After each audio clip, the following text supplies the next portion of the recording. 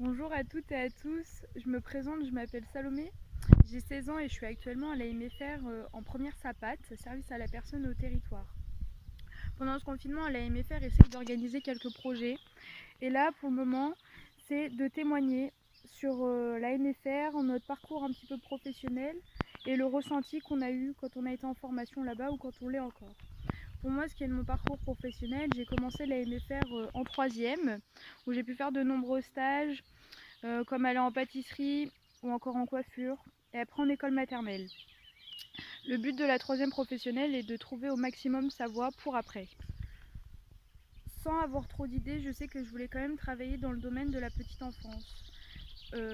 Pour cause de ne pas avoir trouvé d'apprentissage en CAP, je suis donc allée en service à la personne à la MFR, car c'était une filière qui pouvait me correspondre par rapport au service à la personne. Du coup, je suis arrivée en SAPAT pour avoir but de travailler en école maternelle plus tard. Mon premier accueil à la MFR s'est très bien passé, il n'y a jamais eu de différence car il y avait déjà des anciens élèves qui étaient là au quatrième et des nouveaux comme moi qui arrivaient en troisième. Il n'y a pas eu de différence, les anciens élèves acceptent très bien les nouveaux et les formateurs sont vraiment là pour nous intégrer au maximum. À la MFR, vu que c'est de l'alternance, nous avons des semaines quand même un petit peu chargées. Du matin, on commence à 8h et le soir on finit souvent à 17h15 et des fois nous avons des temps d'études jusqu'à 18h15. Alors les formateurs essayent de ne pas nous faire des cours tout le temps où on écrit tout le temps. Ils essayent de nous faire des cours sous forme ludique, c'est-à-dire en ayant des interventions à l'extérieur. Par exemple pour le domaine de SAPAT, on va recevoir des animatrices en EHPAD ou des aides-soignantes qui vont nous apporter leurs témoignages et leur expérience professionnelle. Après ça peut être aussi des sorties en extérieur ou ça peut être des films ou beaucoup de temps d'oral. J'ai pas spécialement de cours qui m'ont plus marqué ou autre, tous les cours sont utiles. Après, vraiment, les cours importants que je trouve dans ma formation actuellement, c'est quand même les travaux pratiques, qui sont les TP, qui nous apprennent les pratiques professionnelles en stage. Par exemple, pour nous, SAPAT, ça va être de changer un enfant pour la puériculture, si on veut travailler en crèche, ou d'apprendre à faire un lit pour l'EHPAD, une douche, etc., etc. Mon évolution par rapport à l'AMFR, ça a été d'arriver à l'AMFR sans trop savoir ce que je voulais faire en troisième, mais quand même basé un petit peu sur la petite enfance, comme ce que je vous ai dit un petit peu avant. C'est pour ça que je suis allée dans la filière SAPAT. Ensuite, arrivée à ma seconde en SAPAT, j'ai fait beaucoup de stages. J'ai fait presque tous mes stages dans la petite enfance, que ce soit école primaire ou maternelle.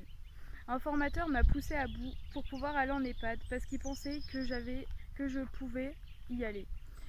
Pendant un an, j'ai refusé. Arrivée à ma première, j'ai accepté d'aller faire un stage en EHPAD et ça a vraiment été une révélation pour moi.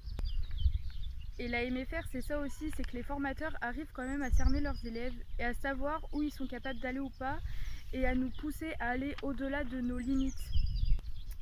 Alors comme métier pour plus tard, c'est assez compliqué, j'ai des voies assez différentes. Travailler dans le service à la personne, peut-être un petit peu, je sais pas encore, mais en tout cas je me vois pas faire toute ma vie dedans. Moi, ça serait plus dans le sport et dans l'animation et partir sur un BP GEPS après mon bac. Ou ça serait après, mon rêve serait quand même de travailler dans le monde du tatouage et du piercing. À la MFR, j'ai tellement de souvenirs, des bons comme des mauvais moments, mais j'ai quand même beaucoup de bons moments car c'est ma réussite aussi.